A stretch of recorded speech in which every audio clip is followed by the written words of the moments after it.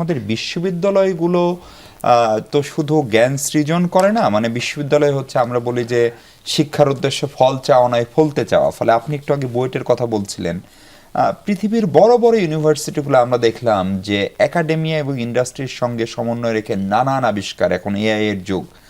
আমাদের বুয়েট সবশেষ auto rickshaw আবিষ্কার করলো, তাও সেটা হচ্ছে বা একটা মডেল আনলো তারা, সেটাও নিজেদের অর্থায়নে না। বুয়েট নিঃসন্দেহে অনেক বড় বড় কাজ করছে। আমাদের বিশ্ববিদ্যালয়গুলো আসলে কেমন চলছে? জ্ঞান সৃজন করার যে জায়গা, গবেষণার যে জায়গা, সেই জায়গায় আমাদের বিশ্ববিদ্যালয়গুলোকে আপনি কিভাবে মার্কিং করবেন?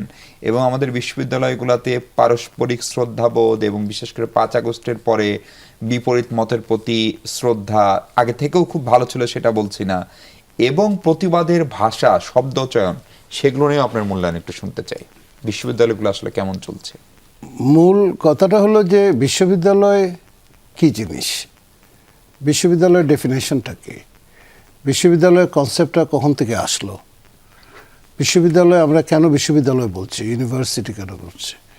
একটা ইউনিভার্সাল নলেজের এক্সারসাইজ হবে সেখানে, বিশ্বজনীন একটা জ্ঞান সৃজনের দুটা কাজ বিশ্ববিদ্যালয়, জ্ঞান সৃজন করা এবং জ্ঞান বিতরণ করা।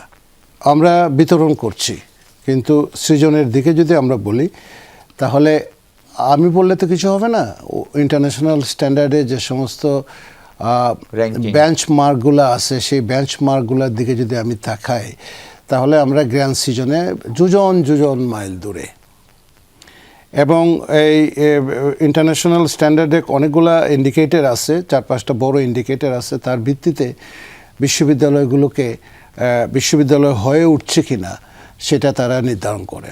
সেখানে সাউথ এবং সাউথ ইস্ট এশিয়াতে আমাদের অবস্থান একদম তলানিতে, এবং বিশ্বের যদি আমরা ওই 130টা দেশের ভিতরে ধরি আমাদের অবস্থান 100-র পরে, মানে 100-র পরে। তার মানে আমরা জ্ঞান সৃজন করার জন্য যে ধরনের পরিবেশ তৈরি করা দরকার ছিল সেই ধরনের পরিবেশ আমরা সেটা তৈরি করতে পারি নাই। বিশ্ববিদ্যালয় থাকবে অটোনমাস, বিশ্ববিদ্যালয় থাকবে, বিশ্ববিদ্যালয়ের শিক্ষকরা থাকবেন স্বাধীন, বিশ্ববিদ্যালয়ের শিক্ষকরা জ্ঞান চর্চা করবেন, পলিটিক্স করবেন না আমি সেটা বলছি না। নোয়াম চমস্কিরও এক ধরনের পলিটিক্স ছিল। ওই যে আমি যার কথাই বলি না কেন, ওয়ার্ল্ড ফেমাস যত ধরনের, অমর্ত্য সেনেরও একটা পলিটিক্স আছে। হ্যাঁ, আপনার যার কথাই বলেন, বড় বড় নাম করা লোক যারা, বড় বড় পণ্ডিত যারা, তাদেরও একটা, মিশেল ফুকোরও একটা পলিটিক্স ছিল, সাত্রেরও একটা পলিটিক্স ছিল। আমি যার কথাই বলি সবারই একটা পলিটিক্স ছিল, শুধু কার্ল মার্কসের পলিটিক্স ছিল না, সবারই বড় বড় নাম করা প্রফেসর।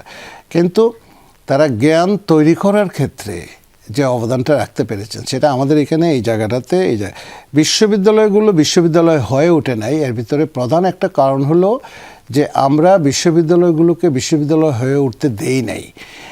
রাজনীতিটা হলো, আমি যদি সবকিছু কন্ট্রোলে রাখতে চাই, পলিসি মেকাররা সবকিছু আমরা বিশ্ববিদ্যালয়কে যদি নিয়ন্ত্রণে না রাখতে পারি তাহলে আমি দেশের অনেক কিছু নিয়ন্ত্রণে রাখতে পারবো না। এই যে কনসেপ্টটা, এই কনসেপ্টটা থেকে আমি করলাম কি, বিশ্ববিদ্যালয়ের শিক্ষকদের ভিতরে রাজনীতি। 1973 ওদের দেশে 4টা বিশ্ববিদ্যালয়, আসলে 6টা বিশ্ববিদ্যালয়, কিন্তু ধরেন 4টা বিশ্ববিদ্যালয়ের কথা বলি আমি। 1973 অধ্যাদেশ যেটা আছে, সেই অধ্যাদেশের এখন বললে তো অনেকে অনেক কথা বলবেন। 73 অধ্যাদেশের অনেক জায়গাতে পরিবর্তন করা দরকার ছিল আর 30-40 বছর আগে, কিন্তু সেই অধ্যাদেশগুলো সেই জায়গাতে আমরা কিন্তু কোনো পরিবর্তন নাই, কোনো অ্যাকাউন্টেবিলিটি নাই।